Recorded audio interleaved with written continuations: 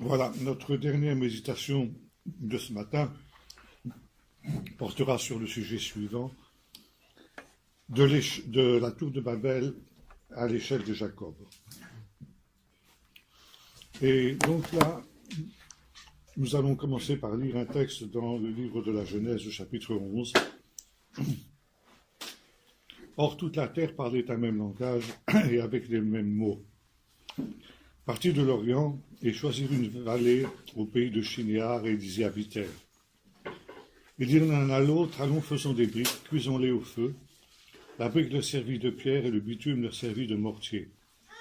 Ils dirent encore, allons bâtissons une ville, une tour dont le sommet touche au ciel, et faisons-nous un nom, afin que nous ne soyons pas dispersés sur toute la surface de la terre. L'Éternel descendit pour voir la ville et la tour que bâtissaient les fils des hommes. L'Éternel dit, voici un seul peuple, ils parlent tous un même langage.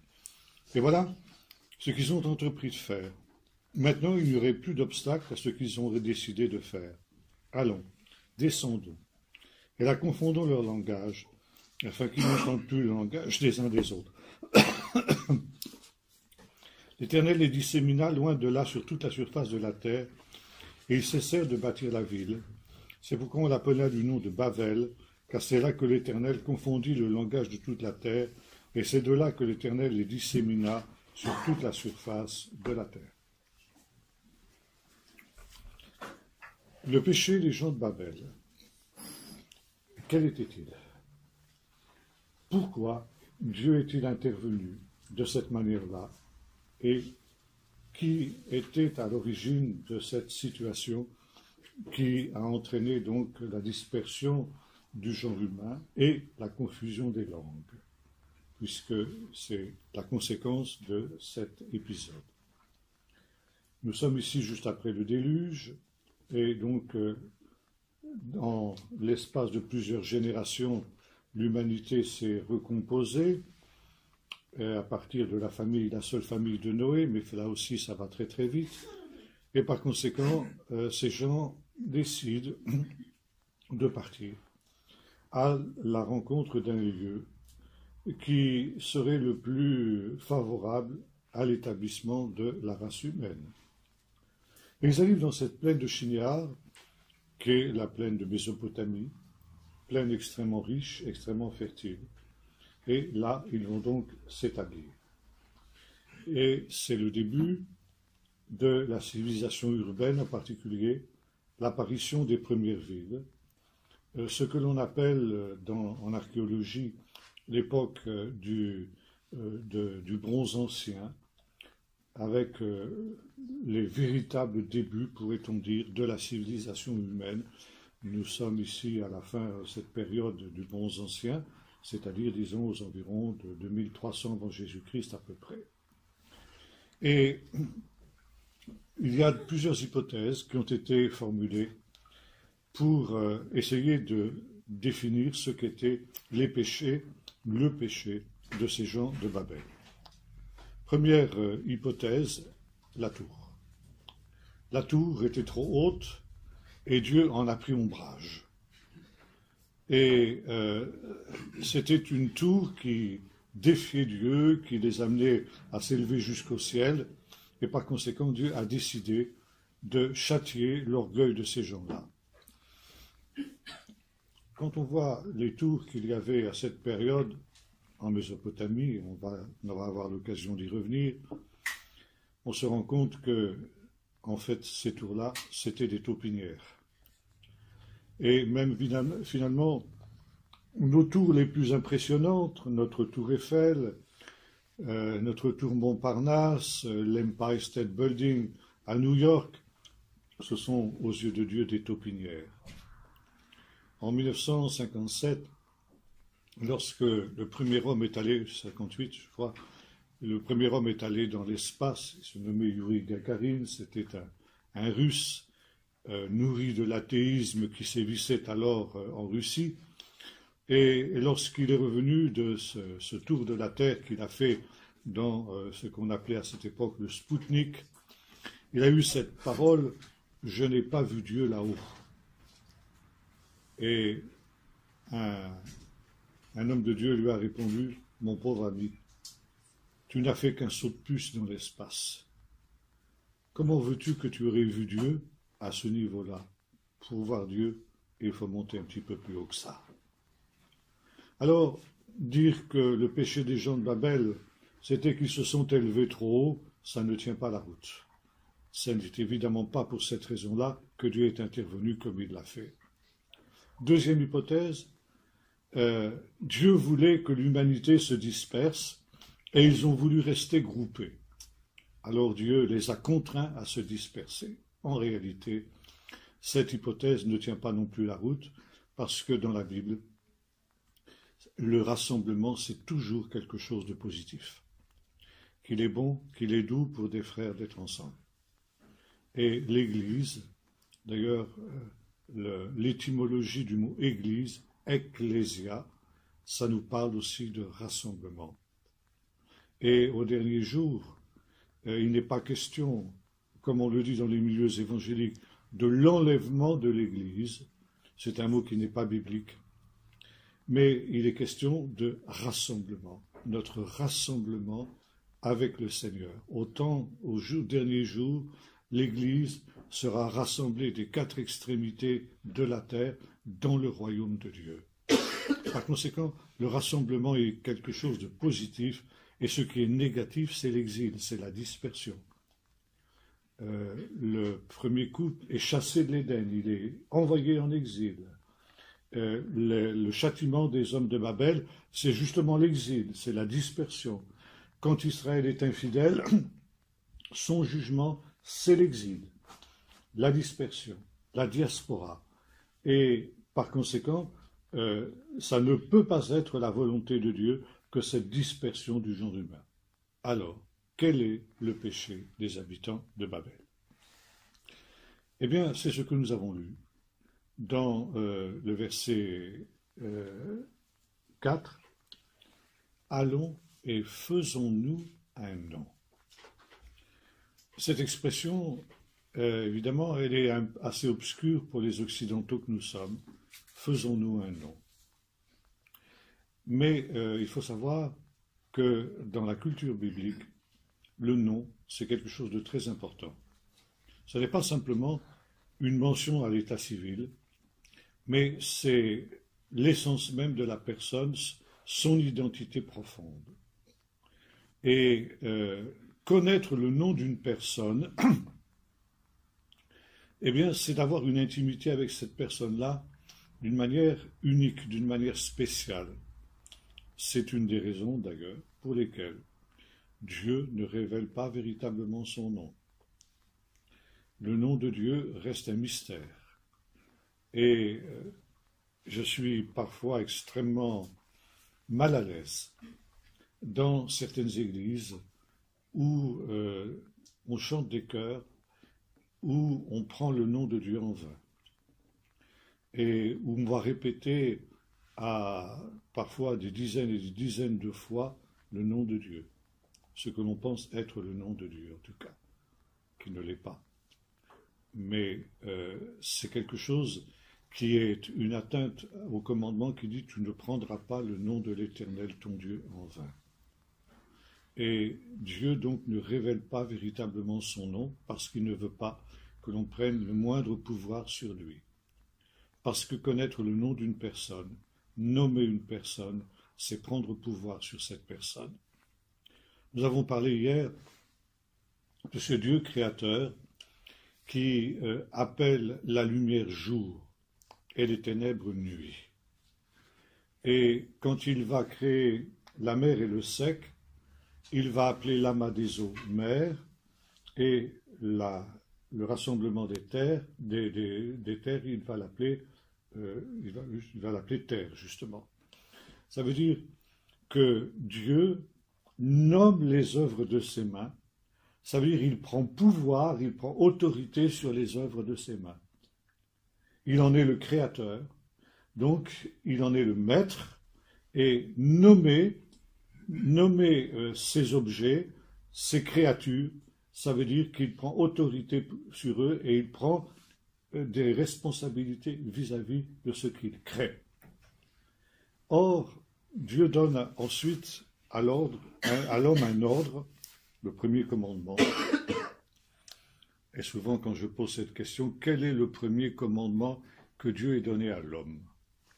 Bien souvent, on me répond, vous ne mangerez pas de l'arbre de la connaissance du bien et du mal. Je suis désolé, ça c'est le deuxième commandement. Ce n'est pas le premier. Le premier est le suivant, soyez féconds, multipliez, remplissez la terre, assujettissez-la, dominez sur les oiseaux du ciel, sur les poissons de la mer et sur les bêtes des champs. Dominez. Et dans le chapitre 2 du livre de la Genèse, nous voyons Dieu faire venir les animaux vers l'homme pour qu'il les nomme et que tout animal porte le nom que l'homme lui donnerait. Et en nommant les animaux, l'homme accomplit la volonté de Dieu qui lui a été révélée dans le chapitre 1er, dominer sur les animaux. Et en nommant les animaux, l'homme domine sur eux. Vous retrouvez aussi ce texte, évidemment, dans le chapitre 43 du livre du prophète Ésaïe, où le Seigneur, dans un magnifique passage, dit à Israël, ne crains pas Israël, je suis celui qui te crée, ô Jacob, celui qui te façonne, Israël. Ne crains pas, je suis avec toi, je t'appelle par ton nom, et parce que je t'appelle par ton nom, tu es à moi. Donc j'ai pouvoir sur toi, mais j'ai responsabilité sur toi, donc tu n'as rien à craindre.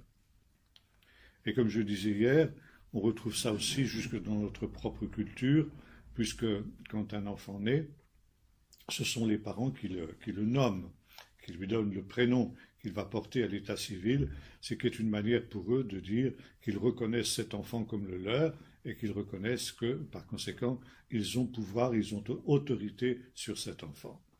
Et ici, donc, nous retrouvons l'histoire de Babel, et nous voyons les hommes qui se disent « faisons-nous un nom ». Et ça, c'est quelque chose qui, dans ce contexte général de la culture de l'époque, est une violation grave de cette relation que le Seigneur veut avoir avec sa créature. Et nous avons vu tout à l'heure que une des conditions indispensables, une des conditions premières pour s'approcher de Dieu, c'est de se reconnaître comme une créature. Ça veut dire, c'est Dieu qui nous nomme. C'est Dieu qui a pouvoir sur nous. Et les hommes de Babel sont des gens qui ne veulent pas être nommés par Dieu.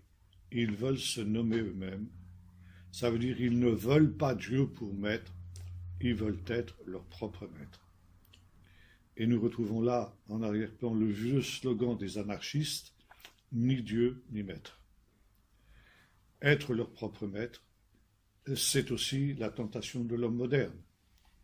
L'homme moderne veut être son propre maître. Il veut se nommer lui-même, il ne veut dépendre de personne, et peut-être à aucune autre époque de l'histoire, justement en autonomie de l'homme, et notamment d'autonomie par rapport à Dieu. Là, évidemment, l'homme se trompe complètement, mais enfin, ça c'est un autre problème, c'est une autre histoire. Et finalement, cette volonté de se faire un nom, c'est quelque chose qui est la manifestation justement d'une révolte contre Dieu, de la première révolte contre Dieu. Donc, la situation va amener Dieu à intervenir, ça va être une des descentes de Dieu, et il va y avoir dispersion du genre humain. Ce sera le jugement de Dieu sur cette prétention à se passer de lui et à ne pas vouloir dépendre de lui en rien. Et parmi ces dispersés qui vont sortir de Babel, il y a un homme qui va être un instrument de Dieu pour accomplir son plan et son dessein. Cet homme, c'est Abraham. Dans la vision traditionnelle de la Genèse, telle qu'on la trouve chez les commentateurs, on considère que les 11 premiers chapitres de la Genèse concerne l'histoire générale de l'humanité. Et qu'à partir du chapitre 12, c'est-à-dire à partir de l'appel d'Abraham, eh bien, c'est un nouveau cycle qui commence, c'est l'histoire d'Israël qui commence avec précisément l'ancêtre de la nation Abraham. Et c'est pourquoi on considère que le chapitre 11, le récit de la tour de Babel, est le dernier épisode de cette histoire de l'humanité. On introduit donc une coupure entre le chapitre 11 et le chapitre 12. Le professeur Cassuto, de l'Université de Jérusalem, a mis en doute le bien fondé de cette division du livre de la Genèse. Et il considère que le chapitre 11 et le chapitre 12 sont intimement liés. Car Abraham, qui quitte Ur des Chaldéens, eh bien, en fin de compte, quitte le royaume de Babylone. Ur était une ville qui était située à quelques distances de Babel, et ce faisant, c'était une ville qui appartenait au souverain de Babel, qui est cité dans le chapitre 10, le chapitre précédent, qui est Nimrod. Nimrod, c'est un mot hébreu qui vient de la racine limrod, qui signifie se révolter. Nimrod, c'est le révolté. C'est le sens de son nom. Et non seulement le révolté, mais celui qui entraîne toute l'humanité ancienne dans une première révolte contre Dieu. Et il est le roi de tout ce premier empire humain qui a été créé autour justement de Babel. L'histoire profane connaît ce personnage sous le nom de Sargon Ier d'Akkad. Mais finalement, on constate que c'est le même personnage que le Nimrod biblique. Et par conséquent, Abraham va quitter la Babylonie, disons les choses comme ça. Et il se met en route vers un pays que le Seigneur va lui montrer. Maintenant, le fait qu'il y ait relation entre les deux épisodes, c'est-à-dire l'histoire de la tour de Babel et l'histoire de la vocation d'Abraham, apparaît justement autour de cette notion centrale que nous avons évoquée, c'est-à-dire l'importance du nom. Les gens de Babel disent « faisons-nous un nom ». Ça veut dire « nous refusons d'être nommés par Dieu, nous refusons de dépendre de Dieu, nous voulons être nos propres maîtres et nous voulons pouvoir nous nommer nous-mêmes ». Et Dieu dit à Abraham « je rendrai ton nom grand ». Voyez-vous, la différence entre Abraham et les gens de Babel, c'est que les gens de Babel refusent d'être nommés par Dieu, tandis que Abraham accepte d'être nommé par Dieu. Et vous savez que comme souvent c'est le cas pour les hommes de la Bible, et les femmes de la Bible aussi, on trouve ça aussi pour les femmes, Dieu change le nom. Abraham, au départ, s'appelait Avram. Et Dieu va lui dire, on ne t'appellera plus Avram, mais on t'appellera Abraham, le père d'une multitude de nations. Donc c'est Dieu qui nomme Abraham. Et contrairement aux hommes de Babel, Abraham dit, eh bien, j'accepte la souveraineté de Dieu sur ma vie. J'accepte son autorité. J'accepte d'être dirigé, j'accepte d'être conduit par lui. Ça veut dire que l'homme ne doit pas, dans le plan de Dieu, ne doit pas choisir lui-même. Il doit accepter que ce soit Dieu qui choisisse pour lui. Et Dieu va choisir pour lui toutes les étapes de sa vie, et parce que Dieu va choisir pour lui, ce sera le meilleur pour lui. Nous avons eu l'occasion d'en parler hier, là-bas avec les amis catholiques au milieu desquels nous nous trouvions. Maintenant, nous retrouvons à peu près quelque chose de semblable aussi avec l'histoire de David. Le roi David, auquel Dieu dira ceci, « J'ai rendu ton nom grand comme le nom de tous les rois qui étaient sur la terre. » Et voyez-vous, si David est devenu, malgré ses failles, malgré ses graves lacunes, et s'il est devenu cet homme qui était agréable aux yeux de Dieu, cet homme qui était selon le cœur de Dieu, c'est que dès le départ, il a accepté aussi que ce soit Dieu qui le nomme. Ça veut dire, il a accepté la volonté de Dieu sur sa vie. Et le fait de nommer quelque chose, c'est aussi, d'une certaine manière, une élection. Élection, donc, d'Abraham et élection de David pour Dieu. Par contre, en se nommant eux-mêmes, les gens de Babel s'auto-élisent. Et ce faisant, il va y avoir deux usurpations qui vont être les leurs. D'une part, ils vont se proclamer, s'auto-proclamer, peuple élu, peuple de Dieu. Et en cela, ils ressemblent exactement à l'islam. Il y a tout un ensemble de travaux de recherche sur l'islam qui sont effectués en ce moment à l'université de Strasbourg et qui apportent des conclusions absolument stupéfiantes sur les origines de l'islam, et notamment qui démontrent que l'islam est une opération d'usurpation de l'élection du peuple d'Israël, comme l'a été d'ailleurs un certain christianisme aussi, au travers de ce qu'on appelle la théologie de la substitution. Et que l'islam, le Coran, a falsifié des textes judéo-chrétiens anciens qui évoquaient l'élection d'Israël pour transférer cette élection au peuple arabe. Donc, autoproclamé peuple de Dieu. Et c'est exactement le péché des gens de Babel. Ils se sont autoproclamés peuple de Dieu. Et il nous est dit, ils se choisirent un lieu. Ce lieu qui était la plaine de Shinéar, donc la Mésopotamie, l'Irak moderne si vous préférez. Et par conséquent, non seulement ils s'autoproclament peuple de Dieu, mais ils proclament que la Mésopotamie, la terre de Shinéar, est la terre promise, la terre élue.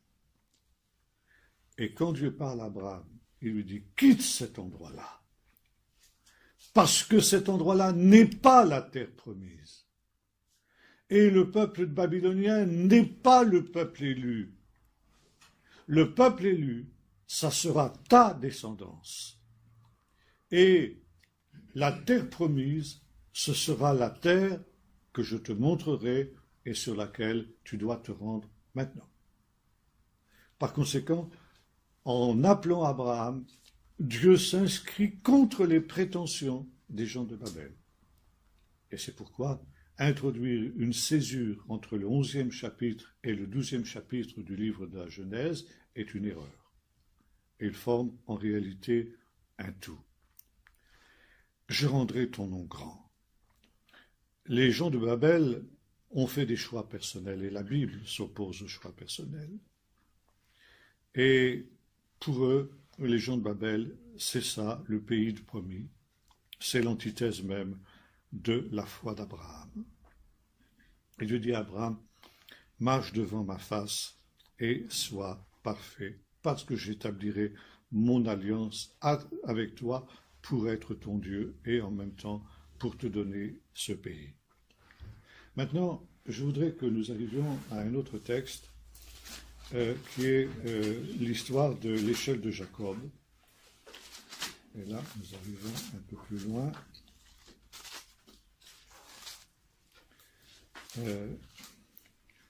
Chapitre 27 du livre de la Genèse, verset 28, verset 10. Jacob partit de Beer-Sheva et s'en alla à Haran. Il atteignit un endroit où il passa la nuit car le soleil était couché. Il prit l'une des pierres de l'endroit, il la plaça sur sa tête et se coucha à cet endroit. Il eut un rêve. Voici une échelle était dressée sur la terre et son sommet touchait au ciel. Et les anges de Dieu y montaient et y descendaient. Or l'Éternel se tenait au-dessus d'elle. Il dit, je suis l'Éternel, du Dieu d'Abraham ton père, du Dieu d'Isaac. La terre sur laquelle tu es couché, je la donnerai à toi et à ta descendance. Ta descendance sera innombrable comme la poussière de la terre. Tu t'étendras à l'ouest, à l'est, au nord et au sud. Toutes les familles de la terre seront bénies en toi. Voici, je suis moi-même avec toi. Je te garderai partout où tu iras. Je te ramènerai dans ce territoire, car je ne t'abandonnerai pas avant d'avoir accompli tout ce que j'ai dit. Jacob s'éveilla de son sommeil et dit, certainement l'Éternel était présent dans cet endroit, et moi je ne le savais pas. il eut de la crainte. Il dit que cet endroit est redoutable. Ce n'est rien moins que la maison de Dieu, c'est la porte des cieux. Jacob se leva de bon matin, il prit la pierre qu'il avait placée sous sa tête, il l'érigea en stèle et versa de l'huile sur son sommet, et il donna le nom de Béthel à cet endroit, mais la ville avait d'abord porté le nom de Luz. Jacob fit un vœu en disant, si Dieu est avec moi et me garde sur la route où je vais, s'il me donne du pain à manger et des habits pour me vêtir, s'il retourne en paix dans la maison de mon père, alors l'Éternel sera mon Dieu, cette pierre que j'ai érigée en stèle sera la maison de Dieu, et je te donnerai la dîme de tout ce que tu me donnes, de ce que tu me donneras. Ce texte est directement en relation avec les textes que nous avons lus jusque maintenant dans le chapitre 11 et le chapitre 12 du livre de la Genèse. Jacob est contraint de partir, de quitter son pays, le pays de Canaan dans lequel il est né, parce qu'il a un grave contentieux avec son frère, Ésaü, et indirectement avec son père Isaac. Ce faisant, il est en danger de mort, son frère cherche à le tuer, et il va être obligé de s'exiler, il part en exil. Ce qui n'était pas une mince épreuve pour lui, parce qu'il nous est dit que contrairement à son frère, Jacob était un garçon tranquille, qui se tenait dans les tentes et qui était plutôt délicat, disons. Et voilà qu'il va partir à l'aventure, dans le vaste monde. Lui qui pratiquement n'est jamais sorti, comme on dirait familièrement, il n'est jamais sorti des jupes de sa mère. Et comme il le dira plus tard, à la fin de sa vie, il a quitté le pays de Canaan simplement avec un bâton à la main, donc démuni de tout. Et donc, il se met en route depuis Beersheba. Il a bien marché pour arriver à Béthel le soir même. Ça fait quand même, entre Beersheba et Béthel, ça fait une belle trotte. Il a bien marché. Il a dû partir très tôt le matin. Et il arrive dans un lieu pour lui inconnu, qui est donc l'endroit où le soleil se couche. Alors il va se disposer à bivouaquer pour la nuit, et il prend une pierre quelconque. La pierre qui lui tombe sous la main, la première qui lui tombe sous la main, et il va s'allonger dessus pour se disposer à y passer la nuit. Je pense que ça devait être un peu dur comme matelas, personnellement. Je ne sais pas si j'aurais bien dormi sur une pierre comme ça, mais enfin bon, il devait être habitué à la dure un peu plus que nous, vraisemblablement. Et il nous est dit quelque chose de très intéressant dans le livre de la Genèse. Jacob, alors on traduit par « il atteignit un endroit où il passa la nuit ». En fait, le texte hébreu nous dit ceci, « il se heurta au lieu ». Et lieu, ça se dit makom en hébreu, c'est un des noms de Dieu. Et on pourrait traduire de la manière suivante, « il se heurta à Dieu », littéralement, « il rencontra Dieu ». Donc ici, il va y avoir entre Dieu et Jacob une rencontre que, évidemment, Jacob n'avait pas programmée et qu'il n'avait pas prévue. Et il aperçoit donc, il a un rêve, où il voit, alors on dit en hébreu Shulam, on traduit par échelle, dont la base repose sur la pierre sur laquelle il est couché, et son sommet touche au ciel. Le professeur Cassuto s'est interrogé sur la signification du mot Shulam, que l'on traduit par échelle. Est-ce qu'on a raison de le traduire de cette manière-là? Et il est arrivé à la conclusion que c'était un mot qui était employé à cette époque-là pour désigner ce que, en Mésopotamie, en acadien, on appelle des ziggurats. Qu'est-ce que c'est qu'un ziggurat? Ziggurat, c'est une tour à étage en forme d'escalier, au sommet de laquelle se trouve un temple. Et finalement, la tour de Babel, dont il est question dans notre chapitre 11 que nous avons lu tout à l'heure, n'est rien d'autre qu'un ziggurat. Et en Mésopotamie, à cette période-là, c'est-à-dire au XXIIIe siècle avant Jésus-Christ environ, on trouve dans toutes les principales villes un ziggurat. Chaque ville a son ziggurat, c'est-à-dire sa tour à étage. Et par exemple, le ziggurat de Babel. Babel, justement, en acadien, ça veut dire la langue de l'endroit, ça se dit Bab Ilin, Bab, la porte, Ilin des dieux. Donc, la porte des dieux, c'est la signification de Babel. Babel, c'est, sur le plan religieux, le nombril du monde ancien. Ça va le rester jusqu'à l'époque d'Alexandre le Grand, c'est-à-dire pendant plusieurs millénaires. C'est un temps absolument considérable. Et Babylone va devenir pour tout le monde ancien, même pour les ennemis de Babylone, la ville sainte par excellence. Un petit peu comme la Mecque l'est aujourd'hui pour les musulmans. Et d'ailleurs, la Mecque, c'est une fraude, c'est aussi quelque chose comme les savants de l'université de Strasbourg ont démontré cet an dernier que là aussi c'est une fraude, exactement comme Babel. Mais c'est devenu en quelque sorte le nombril du monde ancien, et donc la ville sainte, la ville promise, sur la terre promise par excellence. Alors on trouve aussi, à Larsa, on a aussi un autre ziggurat qui s'appelle la maison du ciel et de la terre, exactement comme Bethel. Et donc, ce que Jacob voit, c'est vraisemblablement un ziggurat beaucoup plus qu'une échelle telle qu'on peut la concevoir dans notre culture.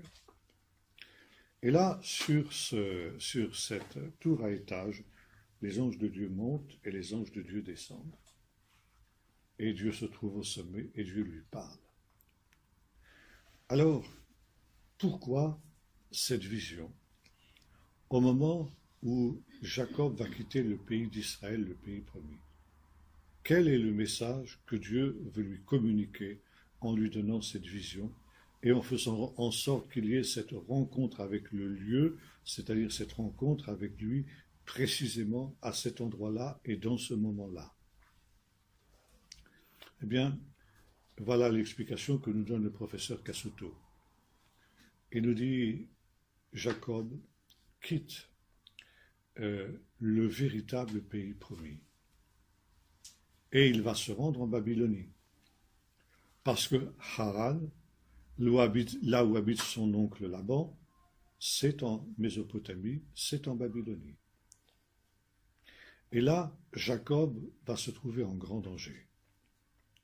La terre d'Israël, en danger spirituel, s'entend. La terre d'Israël, c'est un pays désolé, désertique, sec. C'est un pays qui n'a jamais fourni une civilisation brillante. Les peuples qui ont habité le pays de Canaan n'ont pas construit de pyramides, ils n'ont pas construit de ziggurats, ils n'ont pas construit de monuments splendides, ils n'ont pas non plus construit des pyramides de l'esprit, ça veut dire des constructions intellectuelles savantes, des philosophies, des choses comme cela. Et voilà que soudain, Jacob, qui va quitter ce pays banal, ce pays insignifiant qu'est la terre d'Israël, qu'est le pays de Canaan, il va se trouver confronté à une civilisation brillante comme il n'en a jamais rencontré, qui est la civilisation la plus brillante de l'époque dans cette région-là. Là, il va voir des monuments splendides, et notamment des ziggurats. Il va voir des villes prospères. Il va entrer en contact avec des religions sophistiquées, avec des philosophies sophistiquées.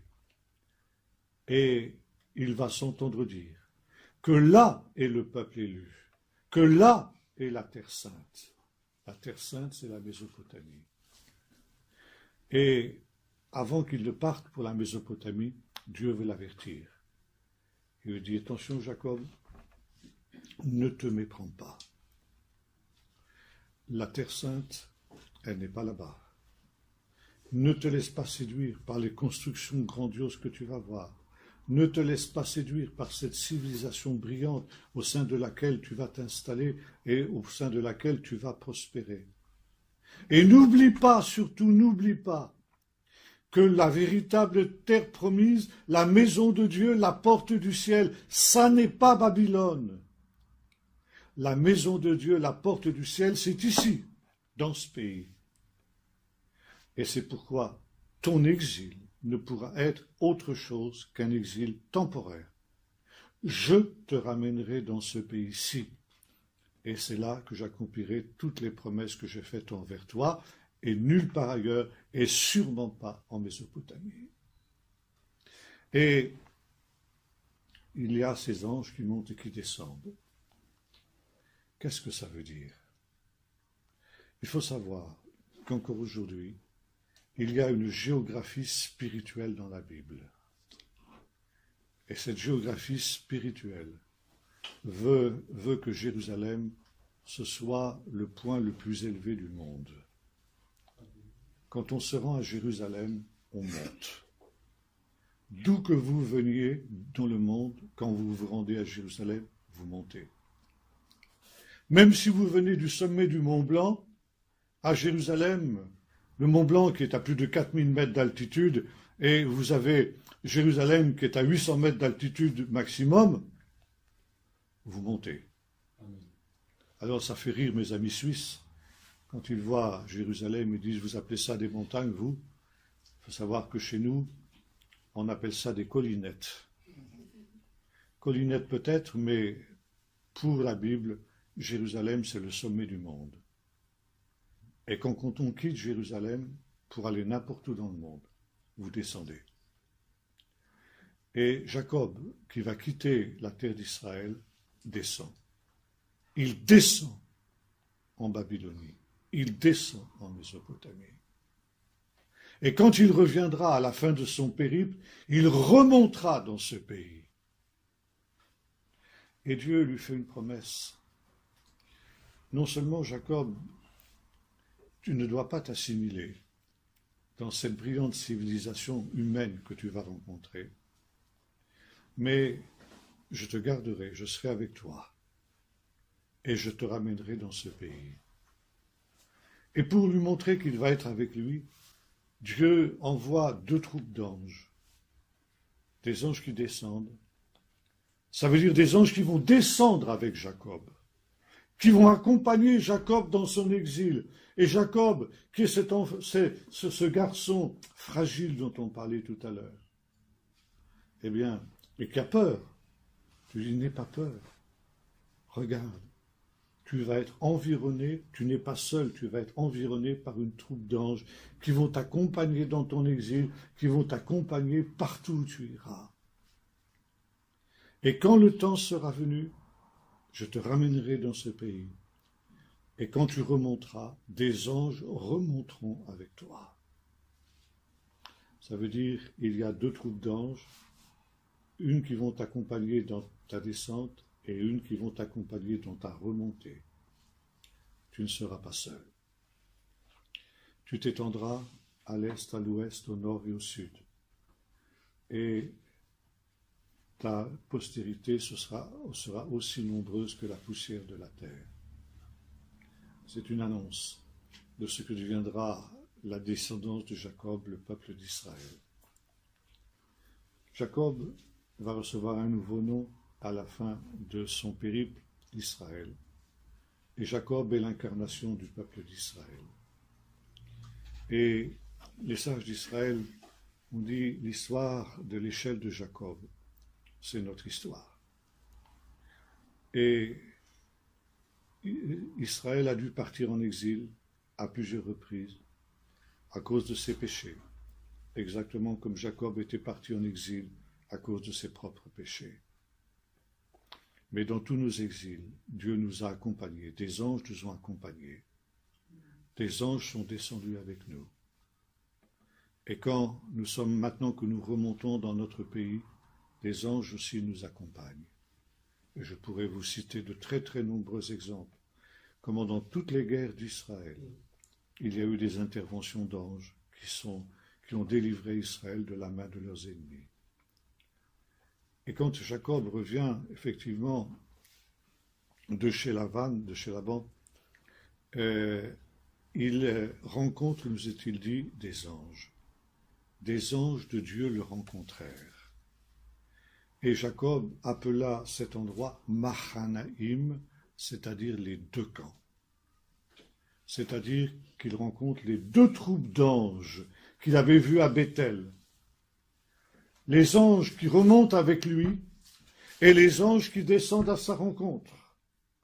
Et ces deux troupes d'anges se rencontrent à cet endroit qu'il va appeler Mahanaïm, et qui est un encouragement de Dieu, pour lui montrer que dans toutes les épreuves qu'il va connaître, et notamment cette opposition de son frère Ésaü, ces menaces de son frère Ésaü, qui menace de le tuer avec 400 hommes, elles vont être sans effet contre lui, que Dieu va le garder et que Dieu va le protéger. Maintenant, il y a un autre détail très intéressant aussi dans ce récit qui nous est fait de cet échec de Jacob. Et vous, on retrouve ici l'opposition entre la Babylonie et la terre d'Israël. D'ailleurs, c'est aussi quelque chose qu'on trouve dans la tradition juive.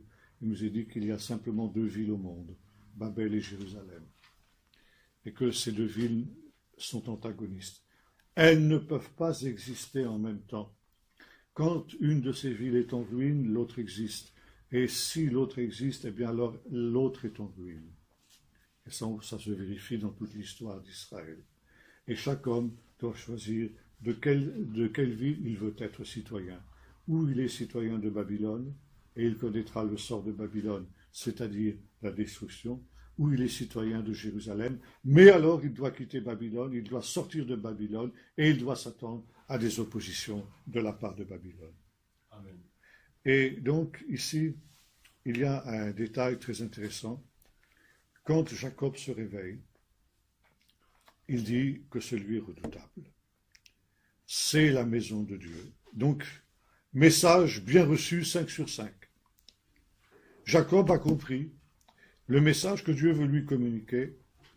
La terre promise, elle n'est pas en Babylonie. Bien que les hommes de là-bas se soient fait un nom, c'est Dieu qui nomme. C'est Dieu qui a nommé le pays de Canaan, le pays promis. Et c'est Dieu qui a nommé la descendance de Jacob, le peuple élu.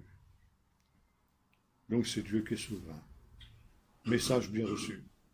Que ce lieu redoutable, c'est ici la maison de Dieu, c'est la porte du ciel. Et la pierre sur laquelle il est couché, que Jacob pensait être une pierre banale, il se rend compte que cette pierre, c'est le fondement du monde. Et cette pierre, il nous est dit, il l'érige en stèle, ça veut dire il la met toute droite. Et en même temps, il loin d'huile. Alors, il y a dans la tradition juive tout un ensemble de réflexions sur cette pierre.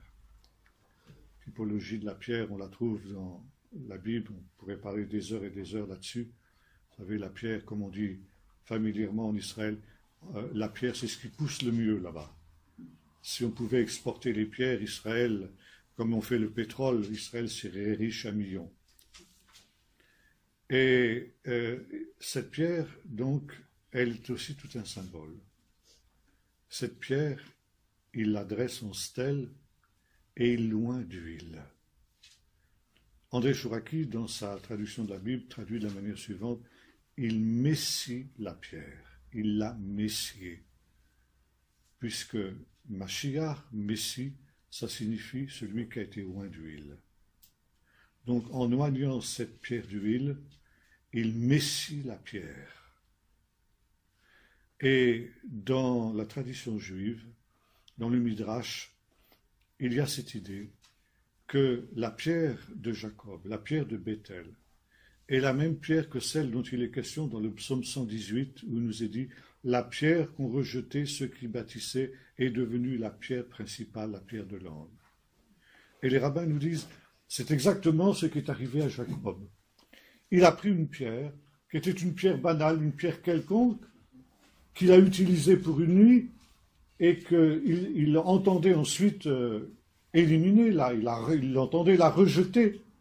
Elle ne lui servait à rien, cette pierre, puisque maintenant il partait. Et heureusement qu'il s'est repris à temps, et qu'il a compris que cette pierre, contrairement à ce qu'il pensait, n'était pas une pierre banale.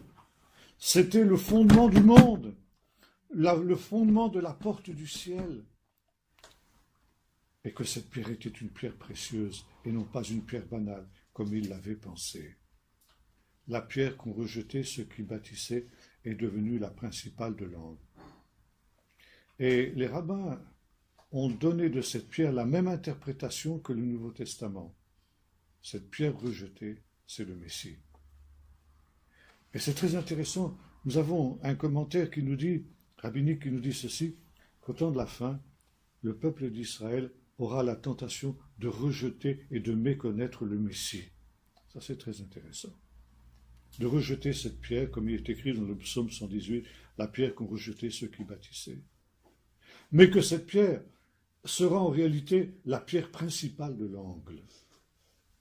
Et que le peuple d'Israël se rendra compte de son erreur. Et que comme Jacob l'a fait, il élèvera cette pierre, ou plutôt cette pierre sera élevée. Et là, on cite un texte du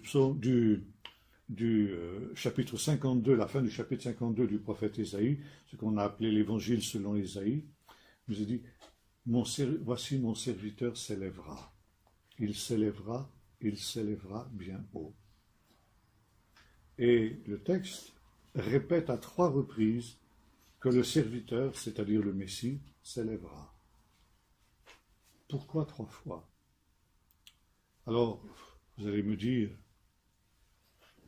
ça n'a pas d'importance. Pour un juif, ça a de l'importance. Si le Saint-Esprit éprouve le besoin de répéter à 3 fois que le Messie s'élèvera, il y a une raison. Et la raison est la suivante. C'est que le Messie s'élèvera au-dessus de tout ce qu'Israël aura produit de mieux. Qu'est-ce qu'Israël a produit de mieux? Première chose, on en a parlé, c'est Abraham. Ça veut dire, le Messie s'élèvera au-dessus d'Abraham. Deuxième chose, en dehors d'Abraham, qu'est-ce qu'Israël a produit de mieux? Moïse. Donc le Messie sera plus haut que Moïse, plus grand que Moïse. Et maintenant, troisième, qu'est-ce qu'il peut y avoir plus grand qu'Abraham et Moïse? Rien sur la terre. Donc il faut chercher dans le ciel. Qui est plus grand que Moïse et Abraham dans le ciel? Les anges les plus élevés en dignité, ce qu'on appelle les anges du service. Ça veut dire le Messie s'élèvera au-dessus d'Abraham, au-dessus de Moïse et au-dessus des anges. Et si vous lisez l'Épître aux Hébreux, c'est exactement le plan de l'Épître aux Hébreux. L'Épître aux Hébreux commence par nous dire que Jésus est supérieur aux anges, supérieur à Moïse et supérieur à Abraham. L'auteur de l'Épître aux Hébreux connaissait ce midrash. Donc cette pierre sera élevée et elle sera ointe d'huile. Ça veut dire que c'est effectivement l'image du Messie. Et donc au temps de la fin, eh bien cette pierre sera élevée et sera la pierre principale. Et la tradition nous dit que cette pierre, elle a été transportée miraculeusement à Jérusalem. C'est la pierre qui est sous l'esplanade sur le dôme de la roche en particulier, et qui est en principe le fondement du monde et l'image du Messie quand il reviendra au temps de la fin. Je conclus, et voyez-vous ici, ce texte est très intéressant, parce que c'est un message évidemment qui est donné au peuple d'Israël d'abord, à savoir que le peuple d'Israël, dans ses exils, ne doit pas se laisser séduire par les splendides constructions étrangères, par les splendides civilisations au sein desquelles il va se trouver confronté pendant ses exils. Israël n'a jamais construit de pyramide, nous l'avons dit tout à l'heure. Israël n'a jamais construit de palais grandioses, comme les Romains ou comme les Grecs, de temples splendides, si ce n'est le temple de Salomon, mais il n'existe plus. Et par conséquent, on pourrait penser qu'Israël n'a aucune valeur. Mais où sont ces brillantes civilisations? Où est la civilisation des pyramides? Que reste-t-il de cette civilisation sinon des pierres mortes, que l'on peut admirer encore, mais qui sont des tombeaux? Où est la gloire de Babylone? Où est la gloire de la Grèce, de Rome? Toutes ces civilisations brillantes sont dans des musées. Mais Israël existe toujours. Israël n'a pas construit des pyramides de pierre, mais il a construit des pyramides de l'esprit. Et ces pyramides de l'esprit, elles existent encore aujourd'hui. Et pour s'approcher de Dieu, on est obligé de s'approcher par l'intermédiaire de la révélation qui a été donnée au peuple d'Israël. Parce que là-bas est la maison de Dieu, parce que là-bas est la porte du ciel et pas ailleurs.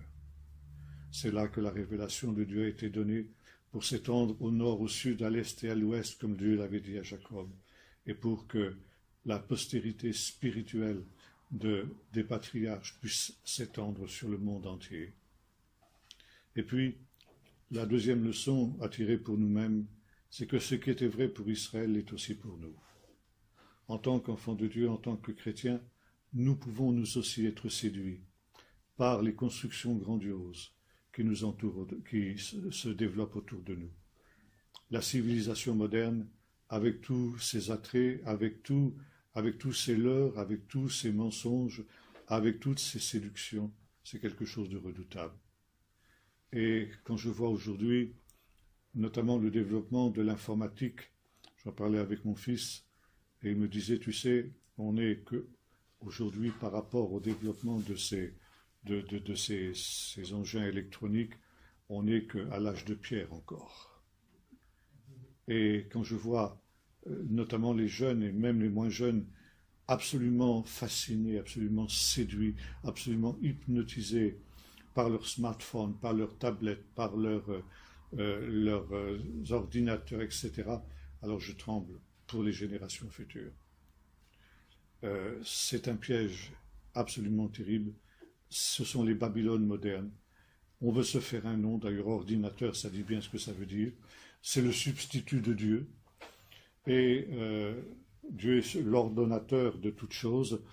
Par conséquent, on a maintenant d'autres ordonnateurs. On ne veut plus être nommé par Dieu. On veut se nommer soi-même. On veut être son propre maître. Et en fait, on s'asservit aux idoles que nous avons construites de nos propres mains, que sont ces engins modernes, avec toutes leurs séductions. Un pasteur me disait, il y a quelque temps de cela, je me suis rendu compte que les gens de mon église ne lisent plus la Bible parce qu'ils sont devant leur télé et ils sont devant Internet. Et ça, c'est quelque chose de dramatique. Et le peuple de Dieu se trouve dans le même danger que celui dans lequel se trouvait Jacob. Nous sommes en exil dans ce monde-ci, parce que ce monde-ci n'est pas notre monde, il n'est pas notre lieu.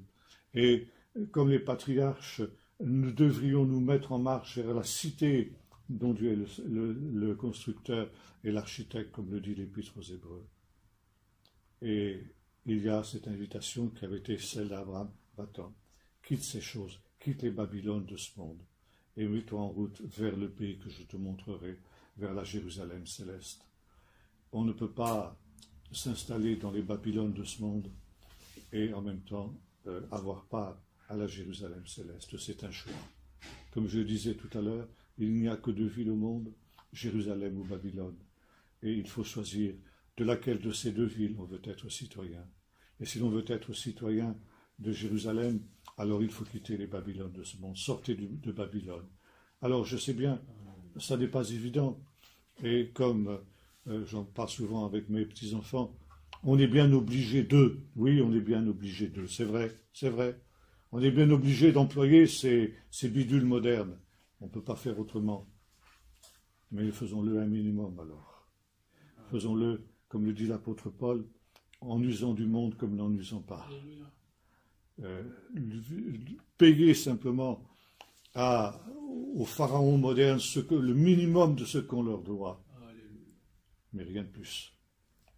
Et justement, les pharaons modernes, les Nebuchadnezzar modernes, les Nimrod modernes, voudraient nous conduire justement dans cette adoration de ces idoles qu'ils ont construites. Alors justement, là, c'est là que doit s'opérer la résistance du chrétien. Et la vision de l'échelle de Jacob, du ziggurat de Jacob est importante aussi pour nous, parce qu'elle nous met en garde en disant attention, la terre promise, ce n'est pas ici, ce n'est pas dans ce monde-ci. La terre promise, elle est là-haut. C'est là-bas qu'est notre véritable patrie. C'est là-bas qu'est notre véritable identité. Et là aussi, comme Abraham, eh bien, il faut quitter ces choses. Abraham avait quitté Ur des Chaldéens, il avait quitté la Babylonie, et il s'était mis en route vers le pays que Dieu lui montrerait. Alors nous aussi, nous ne savons pas où ça peut nous conduire, mais il y a un pas de la foi effectué, un départ. Pars, va-t-on pour toi. Et je te montrerai ensuite le pas suivant. Je te montrerai le chemin et je t'amènerai là où j'ai promis de le faire, dans cette terre dont Dieu est l'architecte et le constructeur, vers laquelle déjà les patriarches autrefois s'étaient mis en route.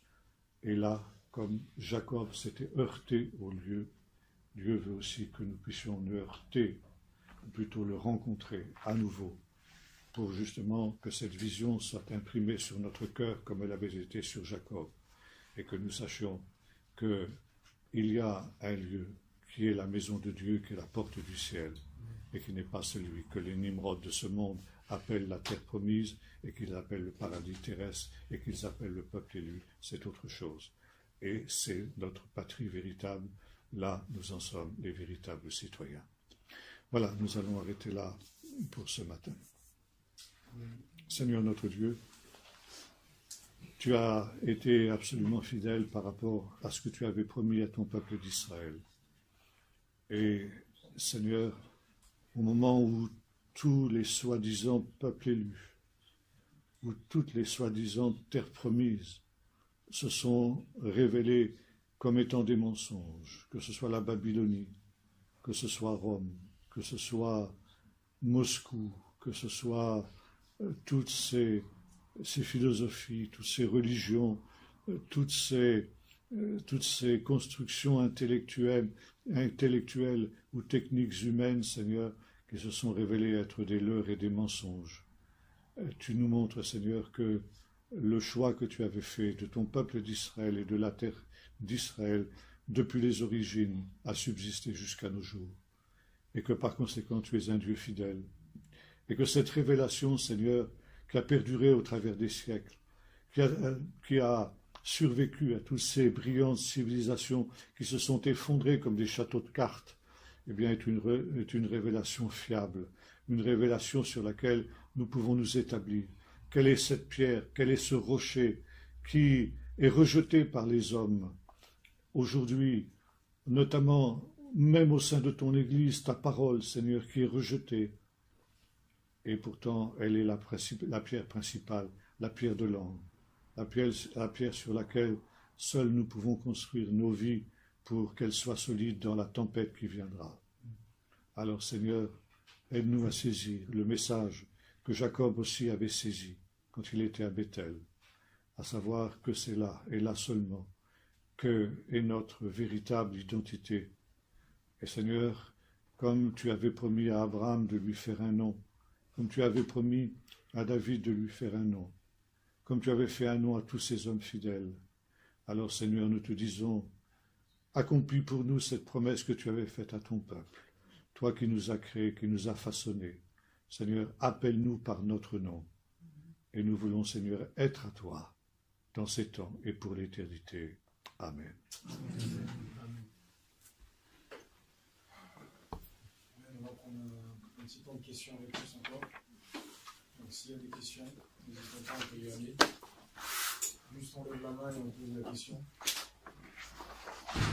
Allez, vas-y. Une première question en général.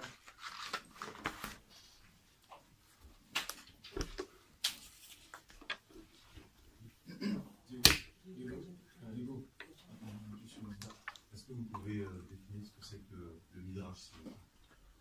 Midrash, ça vient du verbe lidrosh en hébreu, qui signifie chercher, sonder, creuser le texte pour en faire sortir toutes les richesses, le presser dans tous les sens. Alors, ce sont des techniques d'exégèse qui sont très sophistiquées, qui demanderaient longtemps pour être expliquées d'une manière générale, mais disons, des techniques du Midrash, c'est l'allégorie, la parabole. Ça veut dire, une espèce de récit qui n'est pas à prendre à la lettre, mais qui exprime une vérité comme une parabole. J'en ai donné un exemple hier, et quelqu'un m'avait fait la remarque dans une question d'ailleurs, quand j'évoquais le fait que la lumière avait été créée le premier jour, mais elle n'était pas issue des sources de la lumière, du soleil, de la lune, des étoiles. Donc on s'était posé la question, et le Midrash se pose la question, d'où vient cette lumière? Alors donc on l'exprime par une petite histoire, qui n'est pas à prendre à la lettre, bien sûr, et ça personne ne s'y trompe, pas plus qu'une parabole, à savoir que la lumière, c'était la lumière du Messie qui était de toute éternité sous le trône de Dieu. Et Satan a vu cette lumière, et il a posé la question au Seigneur, quelle est cette lumière qui est en dessous de ton trône? Et donc le Seigneur lui répond, c'est la lumière du Messie qui te remplira de honte au dernier jour. Donc voilà, ça c'est un exemple de Midrash.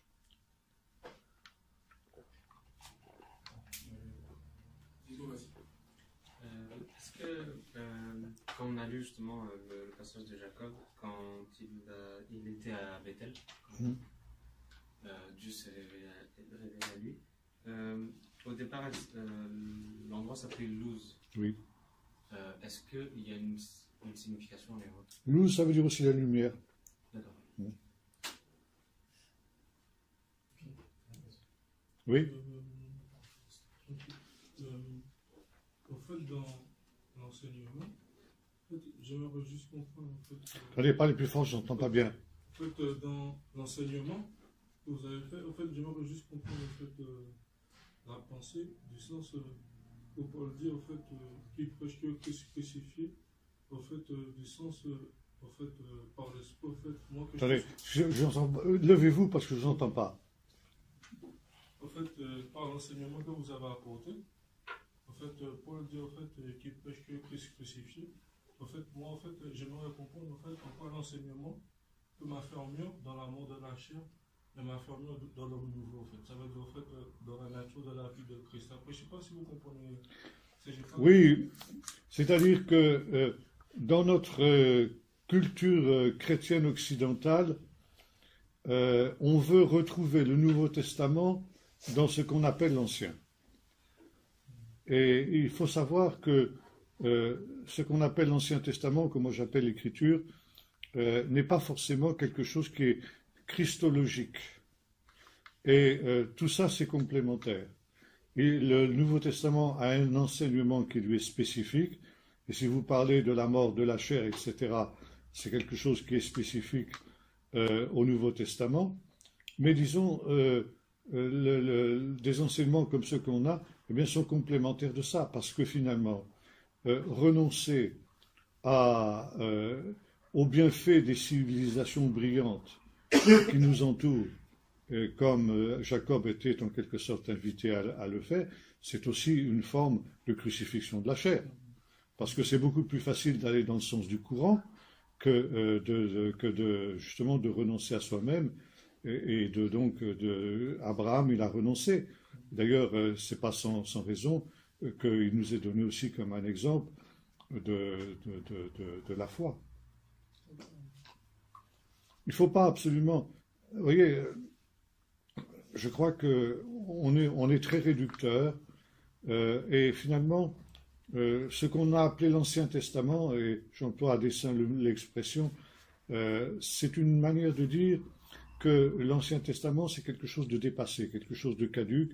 Il ne reste plus que le Nouveau Testament. Et on ne lit l'Ancien Testament, entre guillemets, que dans la mesure où on peut y retrouver des enseignements du Nouveau Testament. Alors que ce soit les prophéties sur la venue de Jésus, la Vierge deviendra enceinte, un enfant nous est né, enfin des choses comme ça, ou Isaïe 53, le serviteur souffrant. Vraiment, c'est les seuls textes, pratiquement les seuls textes que les chrétiens lisent dans ce qu'on appelle l'Ancien, surtout dans les églises historiques, par exemple dans le catholicisme ou dans des choses comme ça. Et de toute manière, on essaie toujours de trouver une dimension christologique, mais elle n'est pas toujours directe, cette christologie-là. Vous allez me dire, on trouve, on nous est dit que Jésus a donné, a enseigné à ses disciples qu'elle est à Emmaüs, dans toutes les Écritures ce qui le concernait.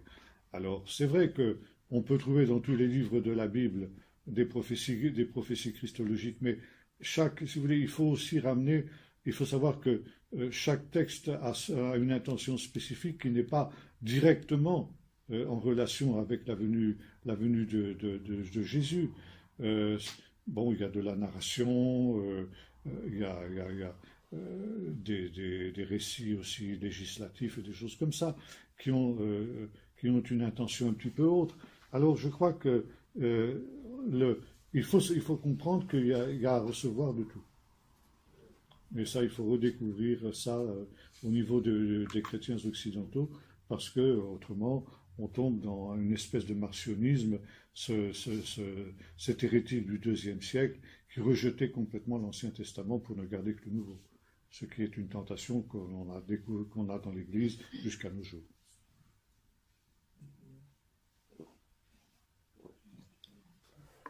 Concernant ce que vous venez de dire, en fait, nous les chrétiens, en fait, on a tendance à rejeter l'Ancien Testament. Il faut aussi dire que le peuple juif aujourd'hui a tendance à rejeter le Nouveau Testament. C'est pas qu'il a tendance, il le fait. Ils le font et justement, ils ont tendance à dresser Jésus-Christ comme étant antisémite, dans le sens où c'est un peu de la faute. C'est un peu de la faute en fait de Jésus, en fait, s'ils ont été dispersés et si aujourd'hui ils sont persécutés. Donc finalement, en fait, on peut dire que, enfin, c'est pas que nous qui avons tendance à rejeter l'un ou l'autre. Oui, je ne sais pas si on peut faire exactement le parallèle que vous faites, parce que quand on rejette l'écriture des Juifs, on scie la branche sur laquelle on est assis. Et bon, le peuple d'Israël rejette Jésus essentiellement, comme le disait mon professeur de Nouveau Testament quand j'étais à Jérusalem, qui était un juif orthodoxe, parce que nous avons occidentalisé le Messie. Et comme il le disait, jamais, pendant 2000 ans d'histoire du christianisme, le peuple d'Israël n'a vu dans le Christ des chrétiens le Messie tel que la Bible le définit. Et effectivement, un certain judaïsme, et c'est heureusement en train de passer en Israël aujourd'hui, mais dans la diaspora, à cause des persécutions dont les Juifs ont été l'objet au nom de Jésus, les Juifs ont eu tendance à considérer que Jésus était un non-juif, donc quelqu'un qui leur était étranger, etc. Aujourd'hui, heureusement, en Israël, c'est en train de changer. Mais je vais citer un cas, par exemple.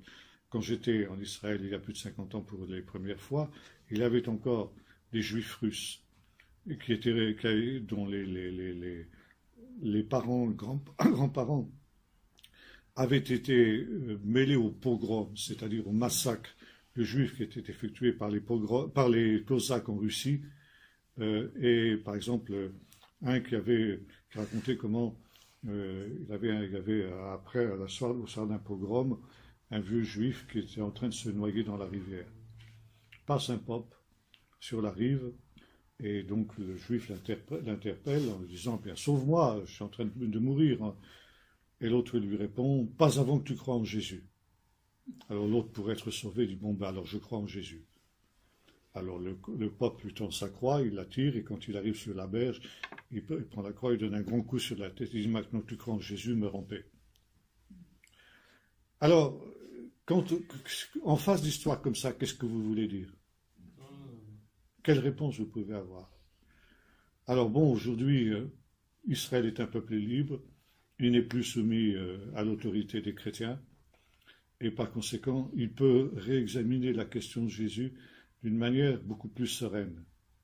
Et grâce aux témoignages d'organisations chrétiennes, telles que par exemple, surtout, l'ambassade internationale chrétienne à Jérusalem, et des organisations comme les Chrétiens Amis d'Israël, comme Ebenezer, comme d'autres organisations semblables de moindre importance, les Israéliens aujourd'hui ont pris conscience que si malheureusement il y a encore beaucoup de chrétiens qui sont antisémites, il y a aussi des chrétiens qui aiment Israël.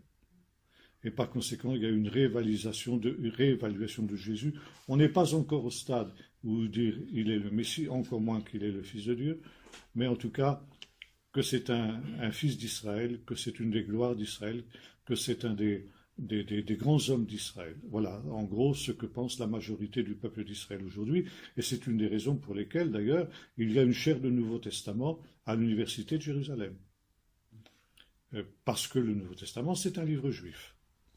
Et j'ai eu l'occasion d'étudier, donc, dans ce département du Nouveau Testament à Jérusalem, ça faisait partie de la littérature du Deuxième Temple, l'époque du Deuxième Temple, et c'est là que j'ai étudié le Nouveau Testament avec le professeur Fusser. J'aimerais savoir quelles sont les différences entre leur vision du Messie et notre vision de Jésus, oui. Plus, si on en rencontre les évangiles. Bon, si vous voulez, nous avons deux mots en français pour désigner le Messie. Nous avons donc le mot Messie et nous avons le mot Christ. Et nous n'employons pratiquement jamais le mot Messie, nous employons toujours systématiquement le mot Christ, qui est du grec. Pourquoi? Parce que nous n'employons le mot Messie que lorsque nous avons affaire à des Juifs pour essayer de leur expliquer que Jésus est le Messie. En dehors de ça, c'est très rare qu'on trouve le mot Messie dans la bouche des chrétiens. Pourquoi justement cette aversion d'employer le mot Messie? Parce que justement on veut montrer que notre Christ n'a rien à voir avec le Messie des Juifs. Et ça, message reçu 5 sur 5 par le judaïsme.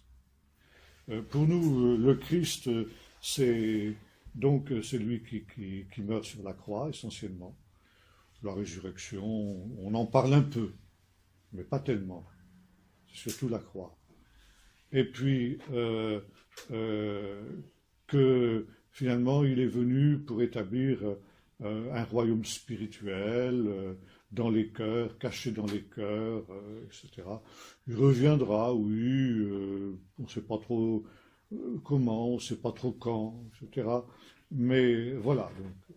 Or, dans la conception juive, évidemment, c'est tout à fait autre. Et par exemple, au Moyen-Âge, il y avait ce qu'on appelait les disputations. C'était les matchs de foot de l'époque.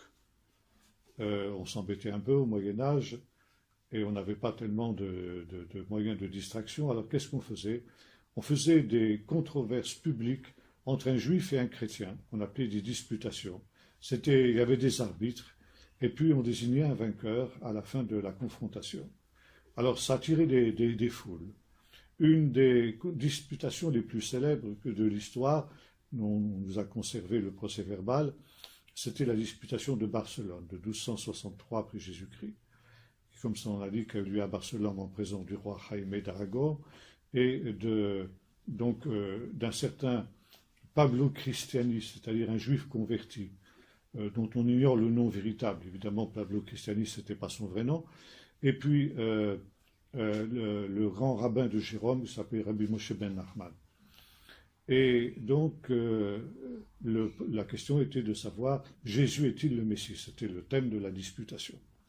Pablo Cristiani, donc, a été le premier à intervenir, et il a pris les grands thèmes de l'apologie chrétienne traditionnelle, toutes les prophéties que j'évoquais tout à l'heure, la Vierge deviendra enceinte, un enfant nous est né, Ésaïe 53, etc. Enfin, tout ça, bon. Et il a dit, voilà, donc Jésus a accompli les prophéties, la croix, ci, ça, etc., la naissance virginale, enfin bon, tout ce qu'on peut dire et qu'on connaît dans ce domaine-là. Bien, Rabbi Nachman l'a écouté, poliment, sans objecter. Et quand son tour d'intervenir est venu, il s'est tourné vers le roi. Il lui a dit, roi, en quoi consiste ton métier de roi? À quoi passes-tu ton temps? Tu passes ton temps à deux choses, à faire la guerre et à rendre la justice. Or, qu'est-il écrit dans les prophéties messianiques? Que quand le Messie sera venu, une nation ne tirera plus l'épée contre une autre et l'on n'apprendra plus la guerre. Et deuxièmement, que la justice de Dieu couvrira la terre entière comme les eaux recouvrent le fond des mers. Or, tu fais la guerre et tu rends la justice. Ça veut dire que ni la paix, ni la justice ne règnent sur la terre. Comment pouvez-vous dire que le Messie est venu, puisqu'on continue à faire la guerre et on continue à voir l'injustice se perpétrer sur la terre? Et la partie chrétienne a eu la bouche fermée, et il a fallu donner le prix à Rabbi Nachman pour ça. Il faut reconnaître honnêtement, nous les chrétiens, en face des Juifs, que Jésus n'a pas accompli tout le programme messianique. Il a accompli une partie du programme messianique, mais l'essentiel du programme messianique, parce que le monde est resté extérieurement ce qu'il était auparavant. Il est resté, c'est-à-dire le royaume de Satan. Et finalement, on se retrouve devant la question de Jean-Baptiste. Quand Jean-Baptiste voit que Jésus donc n'est pas en train d'accomplir la révolution qu'il avait annoncée, lui, Jean-Baptiste, il lui pose la question, es-tu celui qui vient ou devons-nous en attendre un autre?